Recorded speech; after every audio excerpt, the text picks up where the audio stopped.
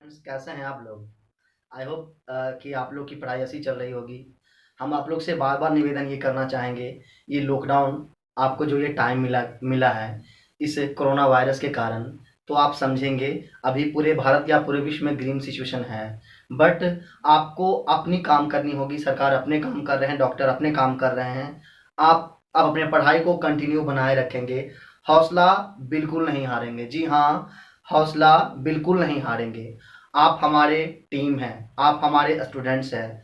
आप हमारे स्टूडेंट तो हैं ही, साथ साथ में भारत के फ्यूचर हैं। आपको बनना है, हमारे लिए नहीं, अपने परिवार के लिए नहीं, अपने समाज के लिए, अपने देश के लिए। आप बनोगे, पूरा देश बनेगा। हमारा समाज बनेगा, समाज से देश बनेगा। जी हाँ, आप लोग बहुत ही अच्छे हैं। आप लोग बहुत ही अच्छे हैं। आप लोग के पास बहुत अच्छी टाइमें हैं। आप लोग के पास बहुत सारे विश्वास हैं। बहुत सारे आपके पास एक लेबर करने की एबिलिटी है। You can do that all this things.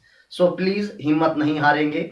एक अच्छी अपॉर्चुनिटी, आपको जो टाइम मिला है इसमें जलने की ज़रूरत है, खुद को जलाने की ज़रूरत है। अगर आप अभी ये जल लोगे ना तो एक दिन आप चमकोगे, ये मेरा वादा है। जी हाँ, जो मैं कह रहा हूँ, अगर थोड़ा सा भी आप समझ जाओगे बाबू, you can better in your life.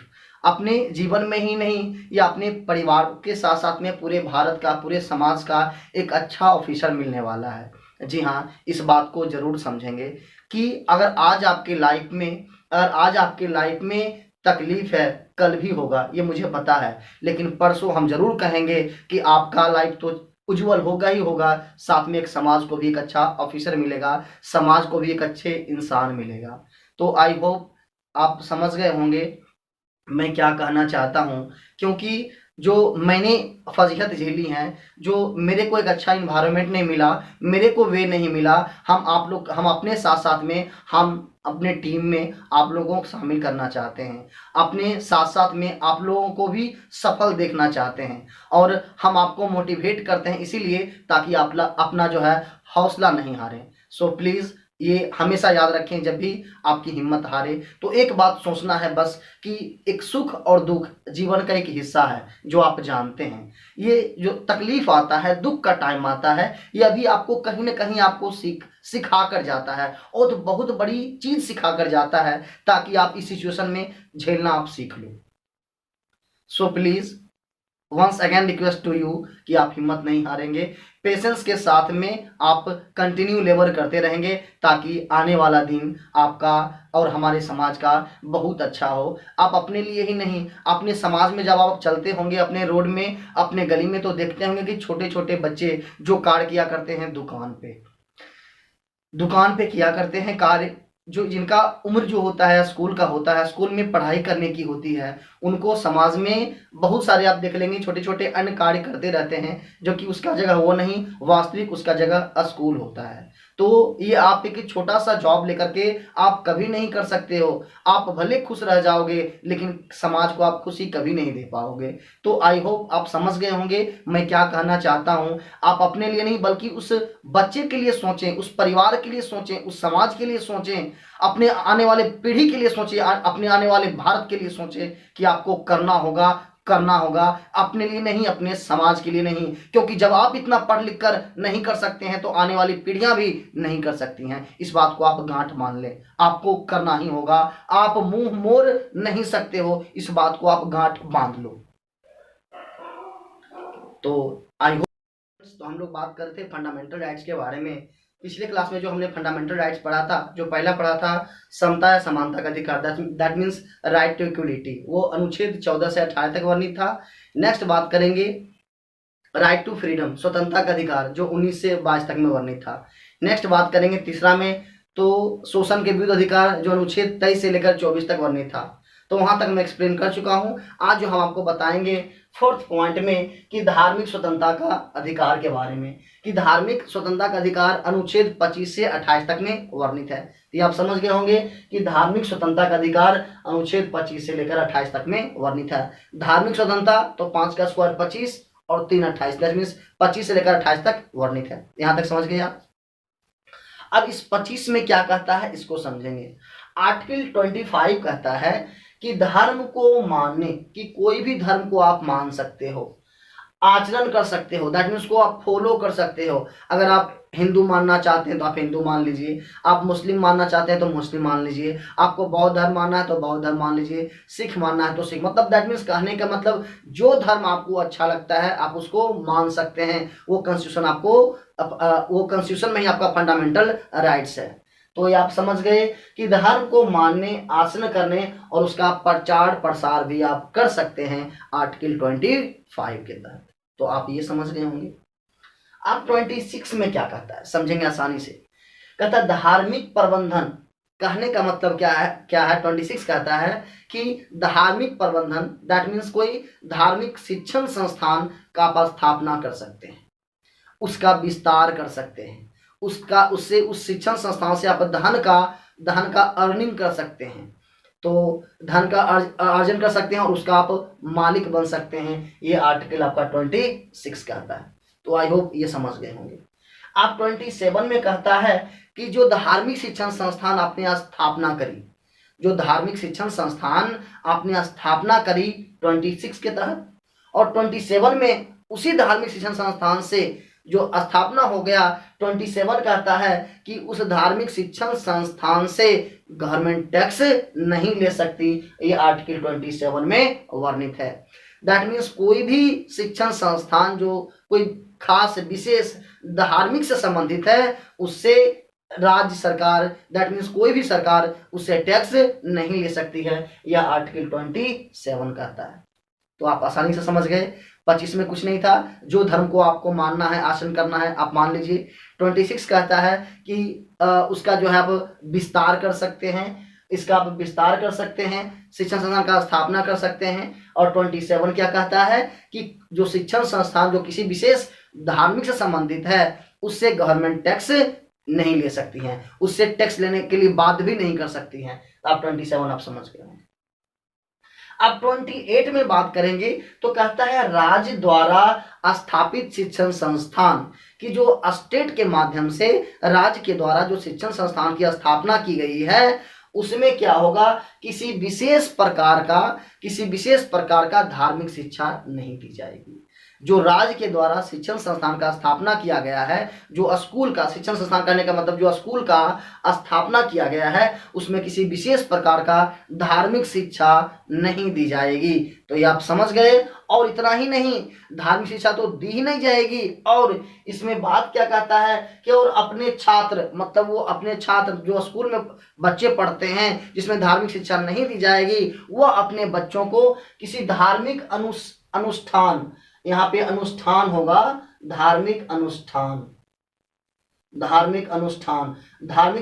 मतलब कोई धार्मिक संस्था में भाग लेने या उसके अच्छे वचनों उपदेशों को सुनने के लिए भी बाध्य नहीं कर सकता है ये स्कूल वाले। तो आप ये समझ गए कि 28 क्या कहता है कि कोई भी इंडिया में कोई भी स्टेट अगर राज्य के माध्यम से, स्टेट के माध्यम से जिस स्कूल का स्थापना किया गया है, उसमें कोई विशेष धार्मिक शिक्षा नहीं दी जाएगी, और उस बच्चे को किसी धार्मिक अनुष्ठान और धार्मिक उपदेश सुनने के लिए भी बाध्य नहीं किया जा सकता है। तो आई होप 25 से लेकर 28 तक आप समझ गए होंगे। अब जो बात करेंगे 5th फंडामेंटल राइट्स के बारे में, जो पांचवा है संस्कृति एवं शिक्षा संबंधी अधिकार। संस्कृति एवं शिक्षा संबंधी अधिकार इंपॉर्टेंट है, आसानी से समझेंगे। यह अनुच्छेद जब 28 तक वहां हो गया, यह 29 से 30 तक है। 5th फंडामेंटल पॉइंट्स क्या था कि संस्कृति एवं शिक्षा संबंधी अधिकार। अब समझेंगे 29 में क्या है। 29 फर्स्ट ऑफ ऑल ये ध्यान रखेंगे, जो 29 और 30 है संस्कृति एवं शिक्षा संबंधी अधिकार, 29 और जो 30 है यह सिर्फ और सिर्फ अल्पसंख्यकों के लिए है, अल्पसंख्यकों के लिए। आप बोलेंगे सर ये अल्पसंख्यक क्या होते हैं, तो समझेंगे क्या है। आपको ये क्वेश्चन अगर पूछ देगा कि सिर्फ और सिर्फ अल्पसंख्यकों के लिए कौन सा अनुच्छेद संबंधित है, तो 29 और 30, या फिर संस्कृति एवं शिक्षा संबंधी अधिकार, ये सिर्फ और सिर्फ अल्पसंख्यकों को ही है। अब आप पूछेंगे सर अल्पसंख्यक किसे कहते हैं, तो सुन लीजिए बाबू। पहला जो है हमारे भारत में 6 धर्म है। पहला पारसी, दूसरा ईसाई, तीसरा बौद्ध, चौथा जैन, पांचवा मुस्लिम, छठा सिख। ये 6 धर्म हैं जो हमारे भारत में अल्पसंख्यक में गिने जाते हैं, अल्पसंख्यक में माने जाते हैं। यह 6 धर्म ये आते हैं अल्पसंख्यक में। तो अल्पसंख्यक कहने का मतलब इनकी संख्या हमारे भारत में कम है, तो इनकी डेवलपमेंट के लिए, इनकी विकास के लिए सरकार कई मायने में छूट प्रदान करती हैं। तो संस्कृति एवं शिक्षा का अधिकार अनुच्छेद 29 से 30 तक में वर्णित है, और ये 29 और 30 सिर्फ और सिर्फ अल्पसंख्यकों के लिए ही है, अल्पसंख्यकों के लिए ही, किसकी संख्या कम है। और ये अल्पसंख्यक कौन कौन से हैं ये आपने देख लिया। अब बात करेंगे कि 29 में क्या है। आर्टिकल 29 कहता है कि अल्पसंख्यकों के हितों का संरक्षण मतलब उनको डिफेंस देना, संरक्षण देना, लिपि भाषा संस्कृति। दैट मीन्स कहने का मतलब क्या है कि जो अल्पसंख्यक हैं उनके हितों के संरक्षण में उनके लिपि जो स्क्रिप्ट है, जैसे हिंदी का देवनागरी है, इंग्लिश का रोमन है, तो उनकी लिपि भाषा संस्कृति को वो संरक्षण प्रदान करता है। कौन? तो आर्टिकल 29। तो आप समझ गए क्या कि अल्पसंख्यकों के हितों के लिए जो संरक्षण करता है, क्या चीज में? उसके लिपि में, भाषा में, संस्कृति में, ये उसका संरक्षण प्रदान करता है। कौन? आर्टिकल 29। आप समझ गए होंगे। अब नेक्स्ट बात करेंगे 30 का। तो 30 में भी सेम ही है।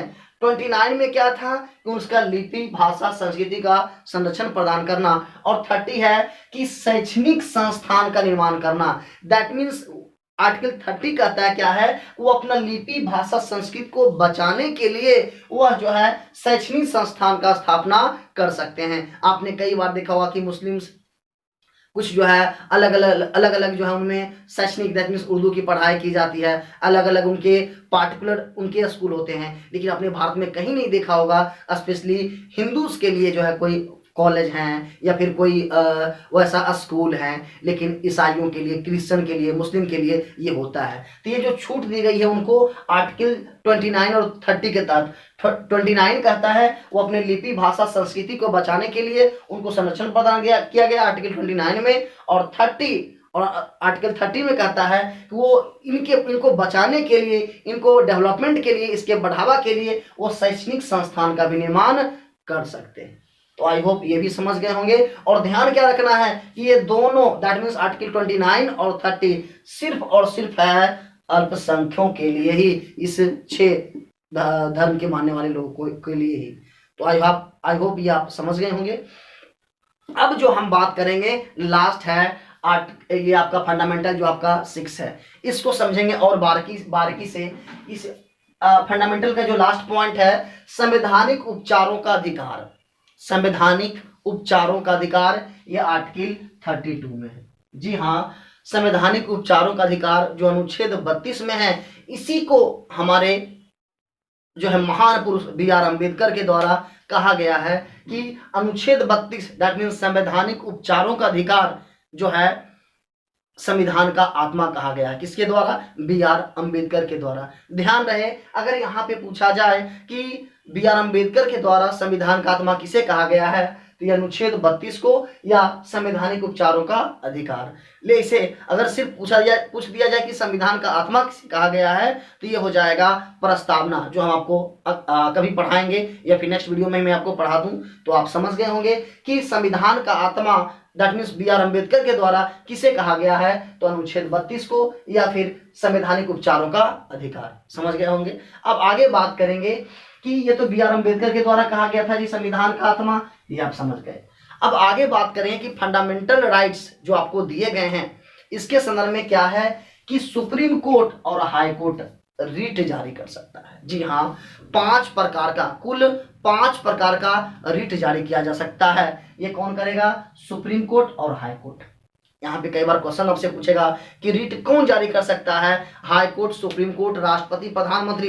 तो ध्यान रखना, हाई कोर्ट और सुप्रीम कोर्ट दोनों हो जाएगा, हाई कोर्ट और सुप्रीम कोर्ट दोनों हो जाएगा। लेकिन कई बार पूछेगा कि सुप्रीम कोर्ट किस आर्टिकल्स के तहत, जो पूरे भारत में सुप्रीम कोर्ट एक ही है, सर्वोच्च न्यायालय जो दिल्ली में है, तो सुप्रीम कोर्ट अनुच्छेद 32 के तहत कई बार ये पूछा जाता है कि सुप्रीम कोर्ट सुप्रीम कोर्ट जो रिट जारी कर सकता है अनुच्छेद कितना के तहत, तो देखो सुप्रीम सबसे सुपर है जी, तो 32, कम वाला 32। और हाई कोर्ट, जो भारत में कुल हाई कोर्टों की संख्या 25 हो गई है, तो हाई कोर्ट हो जाएगा ये आपका आर्टिकल 226 226।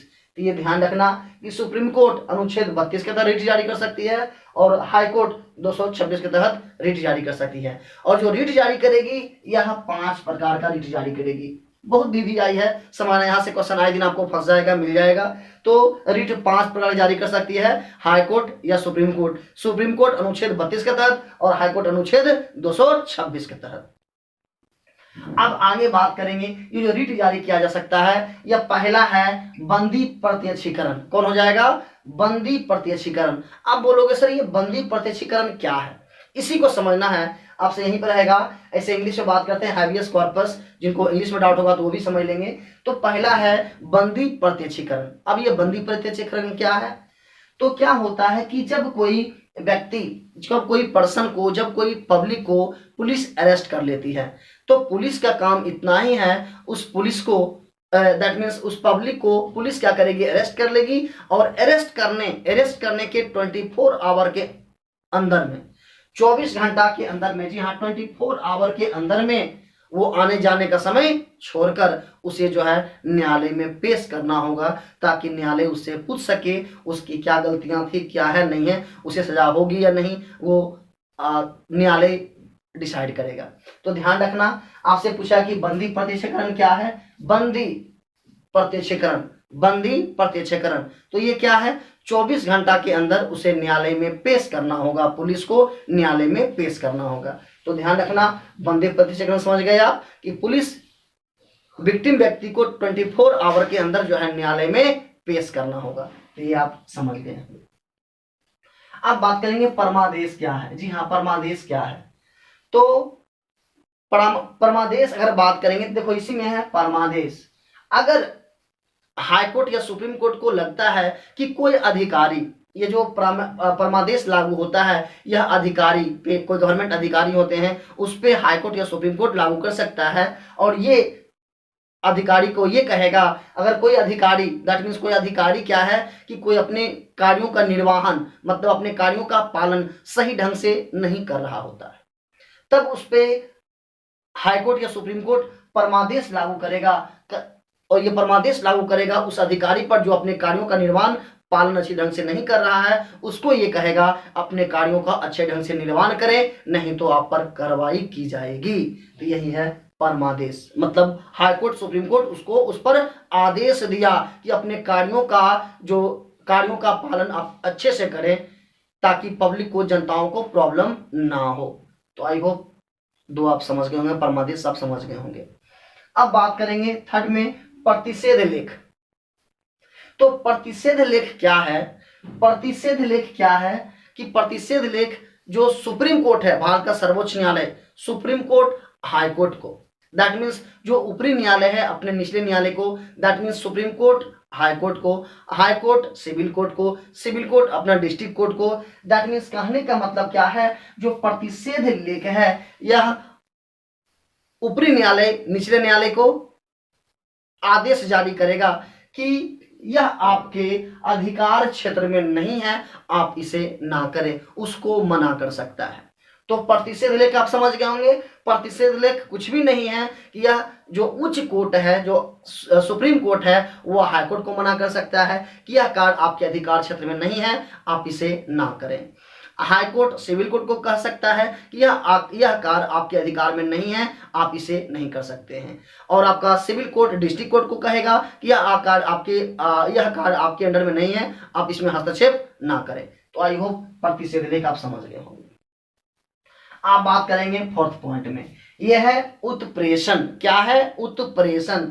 और उत्प्रेषण में क्या होता है, हाई कोर्ट या सुप्रीम कोर्ट यह क्या करेगा कि अपने न्यायालय को, दैट मीन्स यह सुप्रीम कोर्ट को या हाई कोर्ट को, किसी भी कोर्ट को यह कह सकता है, दैट मीन्स अपने निचले न्यायालय को कहेगा कि लंबित मुकदमा जिस पर फैसला अभी तक आप नहीं दे पाए हैं, अभी तक सुनवाई नहीं हो पाया है, वह फाइल आप अपने उच्च न्यायालय को पेश कर दें। दैट मीन्स आए दिन में आप सुने होंगे कि एक केस जो है उत्तर प्रदेश कोर्ट में फंसा हुआ था, उत्तर प्रदेश न्यायालय में। तो वो बोला था कि आप सुप्रीम कोर्ट को फॉरवर्ड कर दीजिए, तो ये आपका हो गया उत्प्रेषण न्यायालय।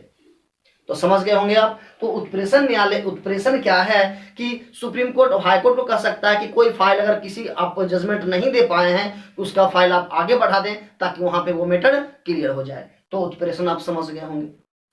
अब बात करेंगे लास्ट पॉइंट में अधिकार परीक्षा लेख। जी हाँ, अधिकार परीक्षा लेख।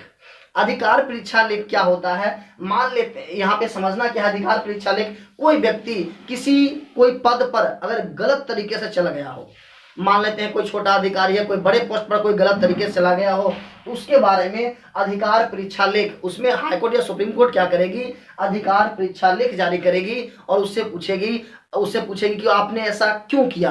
अगर उसके सेटिस्फेक्शन के अकॉर्डिंग अगर वो रिप्लाई नहीं देता है, आंसर नहीं करता है, उस पद से उसे वंचित किया जा सकता है, हटाया जा सकता है। तो आई होप अधिकार परीक्षा लेख भी आप समझ गए होंगे। तो आई होप यहाँ तक आप समझ गए होंगे। और ये आपका जो फंडामेंटल राइट्स था, ये कंप्लीट एक छोटा सा टॉपिक था और इम्पॉर्टेंट टॉपिक था जो आम लोगों के हित में था। तो ये आप समझ गए होंगे। ठीक है, तो अच्छा लगे तो आप शेयर करना, कमेंट करना बिल्कुल भी ना भूलें। Thank you.